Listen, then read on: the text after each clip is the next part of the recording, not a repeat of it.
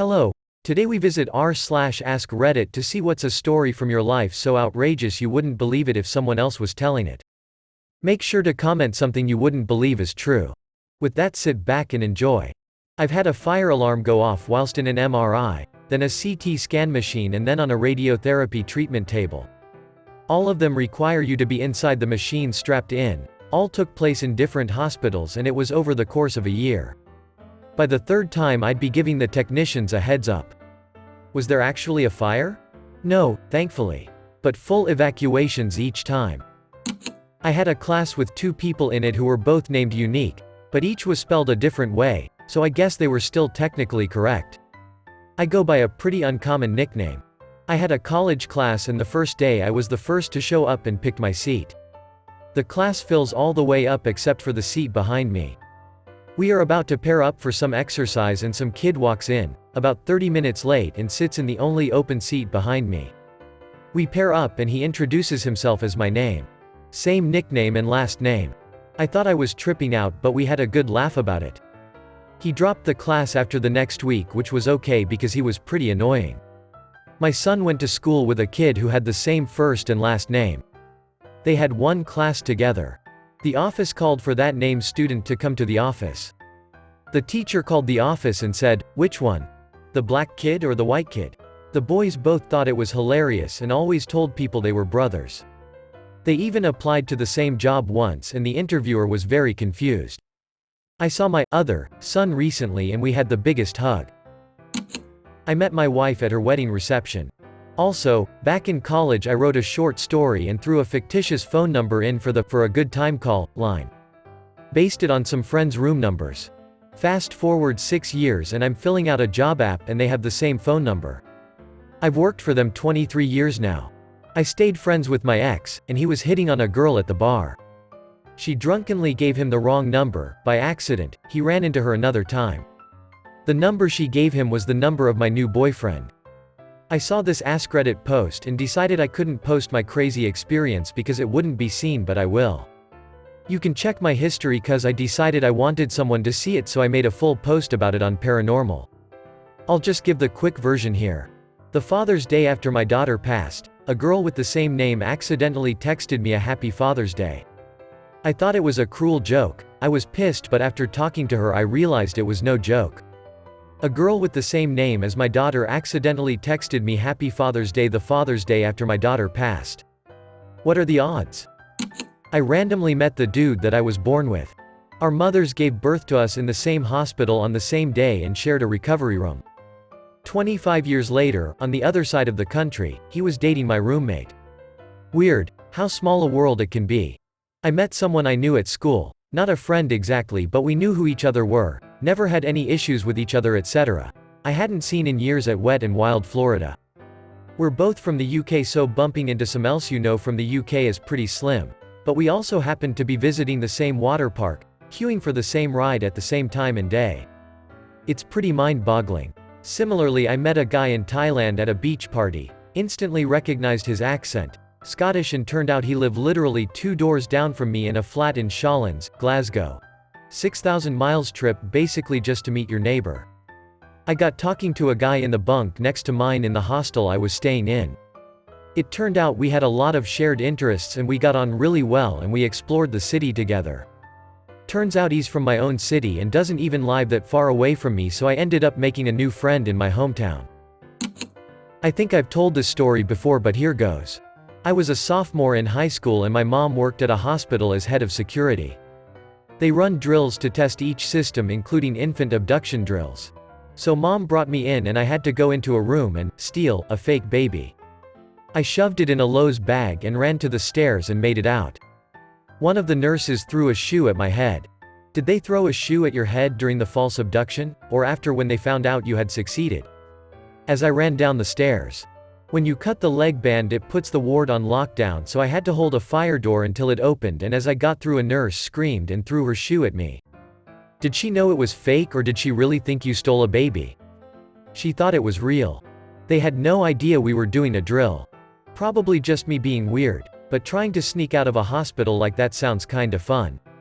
Penetration testing is an actual field where you get to do this stuff, sneak into businesses and see how far you get before they call security, etc. The military version is, you get hired to physically break into places at night, but that's way more risky in case the cops show up without being told it's a drill. I once accidentally went through the USA-Canada border trying to go to Walmart.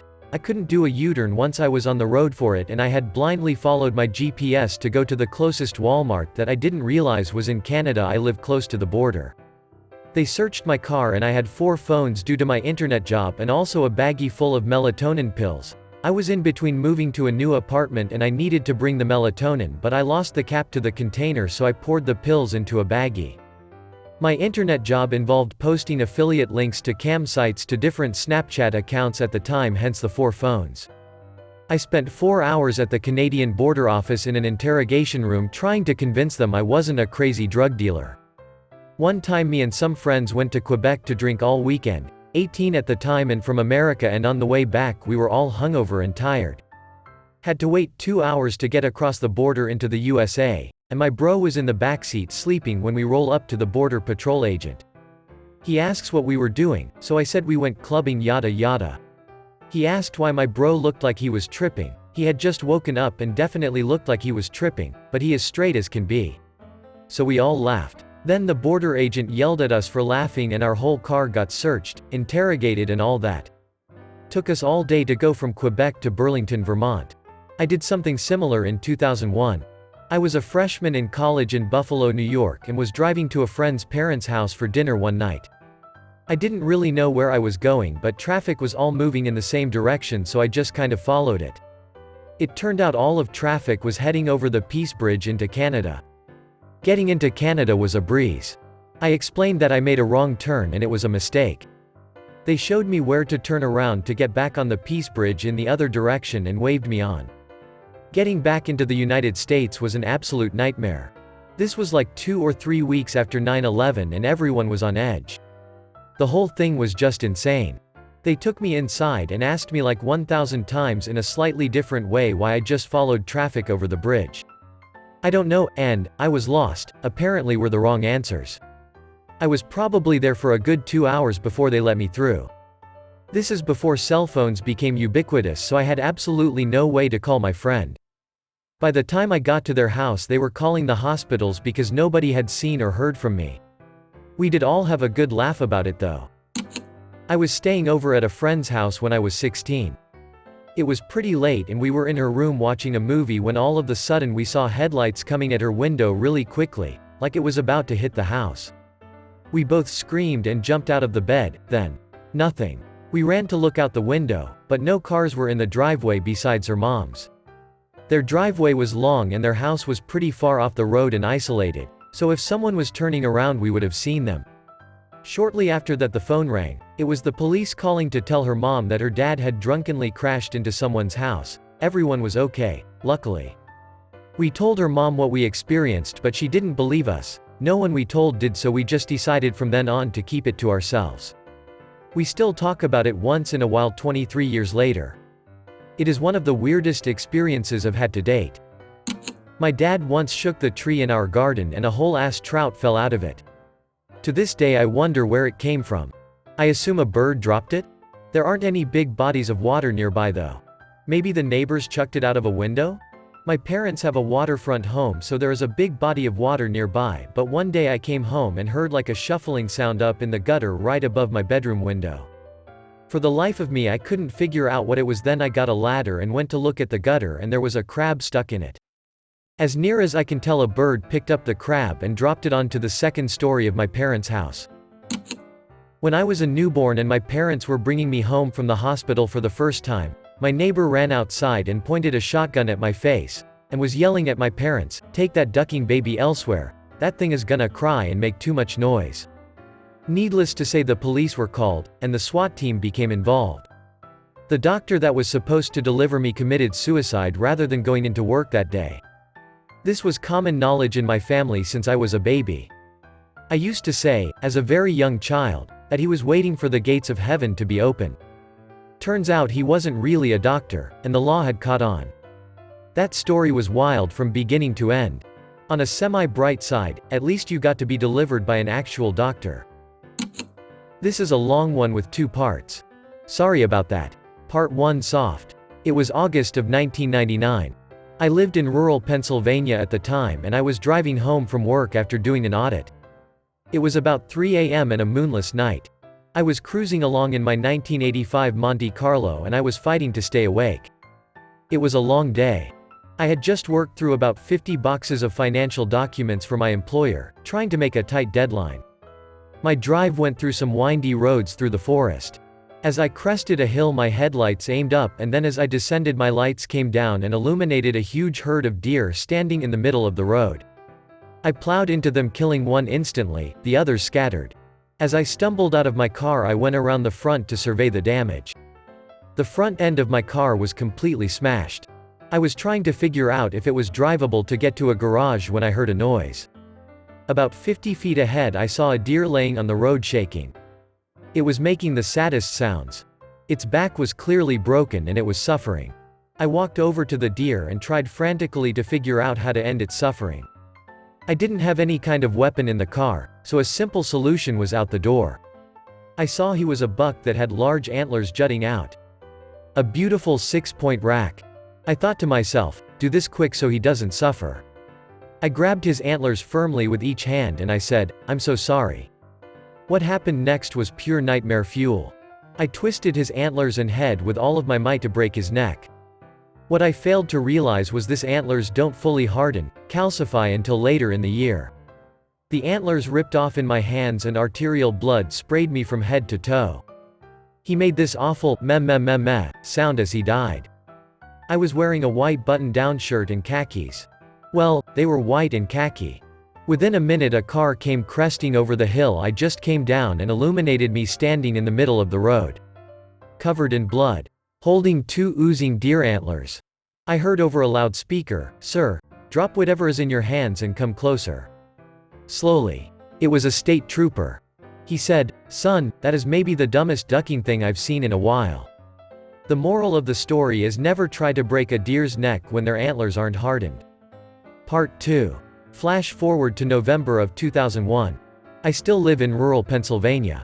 I was driving to work at around 7 a.m. when I noticed this deer on my right running full speed almost parallel to the road I was driving.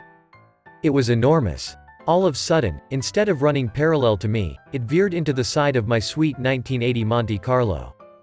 I felt the impact on the back right of my vehicle. I immediately stopped on the side of the road and got out to see the damage. I had a small dent right above the wheel well. What I noticed next is the deer that was about 50 feet behind on the side of the road with broken legs. He was suffering. Now being fully educated in deer antlers hardness, I approached the wounded beast. I straddled his heaving body, feeling his agony. It was terrible. I felt each antler and they were totally calcified. Good. I firmly grabbed each antler and said a small prayer.